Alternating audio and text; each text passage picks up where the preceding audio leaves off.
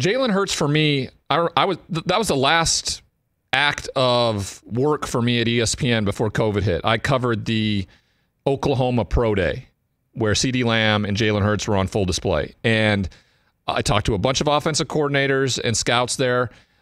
They loved Jalen Hurts. They loved what he's been able to do at Alabama, how he dealt with stuff, what he did when he got to Oklahoma, and what he turned them into while he was there. Philadelphia had taken him that high.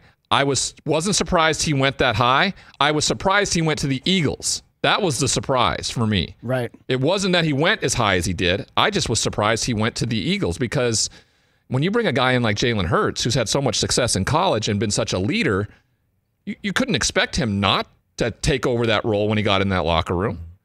So I find that he's going to play really well. He's not going to turn the ball over. He's not going to make a lot of mistakes. He's not going to be extremely explosive with his arm. But this team is not very good. And I think people get carried away too much with all of it going on a quarterback. Like the idea of wins and losses are a quarterback stat. They're not.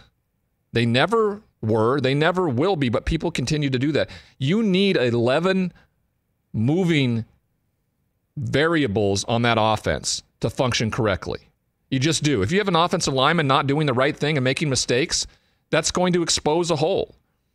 The best teams that get to the Super Bowl always have a great quarterback, yes, but it's a great team too. And the Eagles are just not a great team now. They have shuffled too many things in and out, missed on too many guys, especially in the draft at the wide receiver position, and they need to correct that. They have an opportunity this year.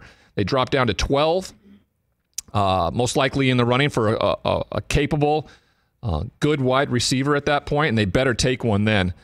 But don't worry about this team if you were to lose some games this year. Don't get too far down. The funny thing about the NFC East, too, guys, is they can win the division. Yeah, absolutely. At under 500. Sorry, Cowboys, TJ. All right. I mean, I know we all expect Dak to come back and be healthy and have a good Dak season. Dak was breaking records the first 5 weeks, and they were bad. Yeah. They weren't winning. But we also don't know what If Dak's it weren't for Atlanta, really going to look like. You'd be like looking at an offer there, you know? I mean, why you got to bring up old stuff, right?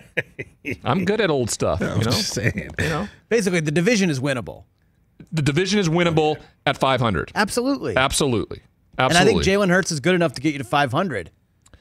He is, if it was all about him, but it's not. Right. And I don't know if the team is. I actually see this team next year as a 4-12, 5-11 team. So, that's disappointing to Eagles fans, I'm sure. But if they do the right things like they have, if they get better, if they find out that Jalen's the guy and they don't have to jump back into the draft a year from now and look for a quarterback, wow, they can really build with all the equity they're building up right now. I think that's a huge factor. Hey, you watched all the way to the end. Thanks for that. Watch more right here.